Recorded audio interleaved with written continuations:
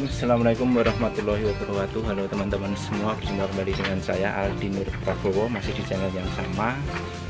Sebelum kita lanjut ke video, jangan lupa teman-teman like, comment, share, dan subscribe channel Aldi Nur Prabowo. Nah, kali ini saya sedang membuat video di kandang milik saya sendiri yang beralamatkan di Mbak Dalem, Sukosari, Jumantono, Kabupaten Karanganyar, tepatnya di Provinsi Jawa Tengah. Nah, buat teman-teman yang pengen belajar bareng-bareng bersama saya, nanti bisa komentar di kolom komentar mengenai peternak yang baik dan benar. Ya, walaupun saya sendiri ini masih belajar bagaimana caranya kita bisa mendapatkan profit dari ternak ini sendiri. Ya, untuk yang pertama, kita ketika mau beternak itu jangan didahului dengan yang namanya berbisnis.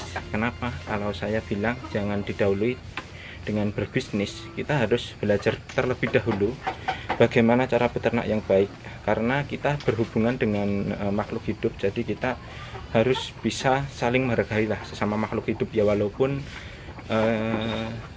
hubungannya itu antara manusia dengan hewan, tetapi kita memang perlu yang namanya hubungan antara makhluk hidup. Jadi sedikit bercerita, saya awal berternak itu karena didasari atas hobi saya yang dari dulu saya kecil, sejak SD memang itu sudah diajari untuk beternak. Alhamdulillah setelah itu lama-kelamaan kesana saya akhirnya menjadi hobi beternak. Saya sempat beternak pada saat itu, waktu saya masih SD itu sempat memelihara domba itu sampai 6 ekor. Itu sudah ya lumayan lah kalau menurut saya, 6 ekor itu.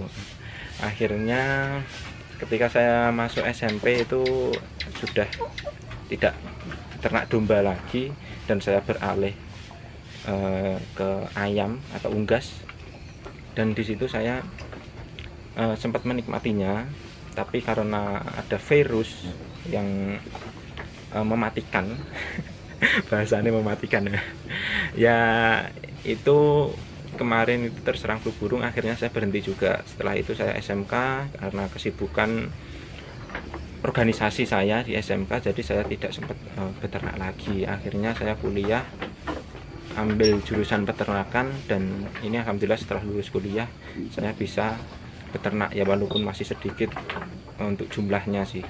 Untuk jumlah sekarang ini kurang lebih ada 15 ekor untuk ternak milik saya sendiri, dan untuk jenisnya ini bermacam-macam teman-teman. Jadi kali ini di video ini saya akan membahas mengenai perbedaan antara jenis domba Dorper dengan domba-domba yang lainnya lah, domba-domba biasa seperti domba ekor gemuk dan ekor tipis. Kenapa saat ini domba Dorper itu sangat tren sekali di kalangan peternak.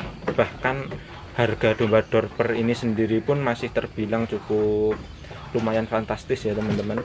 Karena kemarin saya sendiri itu sempat beli itu usia 9 bulanan pejantan, itu harganya sekitar 4 juta teman-teman. Itu belum biaya saya ambil ke sana dan yang lainnya. Jadi untuk harga di tempat itu 4 juta. Nah, untuk dombanya yang di belakang saya itu Dorper F1, belum yang Dorper full blood. Kalau Dorper full blood itu mungkin harganya bisa mencapai di angka 20 bahkan 30 jutaan. Itu untuk yang full blood teman-teman, dan itu untuk di Indonesia belum ada. Jadi teman-teman kalau nyari domba Dorper full blood itu menurut saya kalau di Indonesia ini belum ada. Ya mungkin ada, itu bekas-bekas milik teman-teman yang sudah beternak itu, atau mungkin milik para importer itu harganya tapi ya juga cukup mahal. Kalau menurut saya untuk peternak-peternak pemula itu lebih baik beternak yang domba-domba biasa terlebih dahulu. Kenapa kok harus domba yang biasa, nggak langsung saja domba-domba yang berkelas, yang bergengsi seperti Dorper, Merino, Texel atau yang lainnya? Karena kita belum paham betul. Kalau untuk yang pemula kan memang belum paham betul mengenai bagaimana cara perawatannya, nanti untuk tindakan-tindakan yang harus kita ambil itu gimana. Ketika mereka sakit harus kita obati dengan cara apa, kan kita belum paham. Jadi memang untuk peternak pemula saya sarankan ambil domba-domba yang biasa terlebih dahulu. Nah, langsung saja ke topik pembahasan, apa perbedaan domba dorper dengan domba-domba yang lainnya. Kalau domba dorper itu menurut saya pribadi ya teman-teman, ini hanya penilaian saya pribadi, jadi nanti kalau ada koreksi, kesalahan, nanti silakan teman-teman langsung saja komentar di kolom komentar ini. Kalau untuk domba dorper sendiri, itu ciri-ciri utamanya yaitu dia memiliki postur tubuh yang lebih gemuk, dia lebih bulat, tapi untuk postur badannya itu memang cenderung lebih pendek. Kalau dibandingkan dengan domba awasi, itu domba dorper memang jauh lebih pendek. Kalau domba awasi itu memang tinggi, terus ekornya tebal, dan domba awasi itu gimana ya, kalau menurut saya itu terlihat gagah, terlihat lebih proporsional. Tapi kalau untuk domba dorper ini dia pendek, untuk pertumbuhannya lebih cepat, dan untuk ekornya itu enggak setebal ekor domba awasi yang gemuk atau domba sapudi, itu tidak setebal itu. Jadi teman-teman kalau memilih domba dorper ya harus diperhatikan dengan jelas, dengan teliti. Terus di bagian dada depan itu terlihat lebih lebar daripada domba-domba yang lainnya. Terus untuk masalah tanduk itu tidak berpengaruh kalau menurut saya, karena domba dorper itu memang sebenarnya kalau impor itu rata-rata tidak ada tanduk. Itu kalau yang impor teman-teman. Tapi kalau yang sudah di Indonesia, karena rata-rata itu disilangkan dengan Garut, jadi F1-nya itu kebanyakan bertanduk. Kenapa kok bisa bertanduk? Karena menggunakan indukan Garut yang ciri khas Garut itu kan memang bertanduk. Jadi untuk F1 rata-rata di Indonesia itu dorpernya bertanduk teman-teman. Lalu untuk perbedaan yang lainnya, untuk ciri-ciri dorper yang lainnya, dari segi kepala dia lebih besar. Lalu saya urutkan saja ya teman-teman, dari kepala lebih besar, terus leher, tingkat kepanjangannya leher itu lebih pendek, dan leher lebih berisi. Terus untuk kakinya itu pendek, tidak seperti domba awasi yang tinggi itu.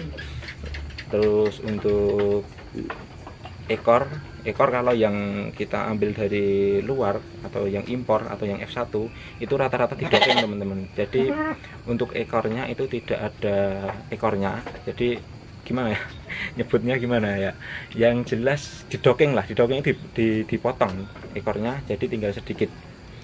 Nah, lalu untuk postur badan lebih tegap dan datar untuk punggungnya. Ya mungkin itu sih ciri-ciri dari dorper itu. Kalau untuk tingkat kegemukan itu, walaupun dorper F1 itu masih terlihat bulat teman-teman. Jadi enggak kurus gitu, enggak apa ya, gepeng, bahasa Jawanya kalau di sini itu gepeng, enggak gepeng gitu loh. Jadi enggak tipis, tapi itu cenderung lebih bulat. Nah, mungkin itu sih untuk ciri-cirinya. Terus kenapa saya sendiri ini memilih untuk beternak domba dorper? Ya karena itu tadi, untuk pertumbuhan cenderung lebih cepat, untuk ADG-nya itu lebih tinggi daripada domba-domba yang lain, dan saya sukanya domba dorper itu posturnya memang gemuk. Jadi saya pengen nyoba aja gitu loh, siapa tahu nanti berhasil. Untuk di kandang saya sendiri ini saya kawinkan dengan beberapa jenis domba. Ini ada Texel, Garut, dan yang satunya ini ada domba Priangan. Ini saya hanya coba-coba sih, ya siapa tahu nanti berhasil, kita lihat saja untuk perakaannya. Nah, mungkin video kali ini saya cukupkan sekian terlebih dahulu. Mungkin kalau ada pertanyaan-pertanyaan dari teman-teman, nanti silakan teman-teman langsung saja list di komentar, dan nanti akan saya jawab satu persatu. Nah, terima kasih. Salam ternak, salam ngarit, salam lestari. Wassalamualaikum warahmatullahi wabarakatuh.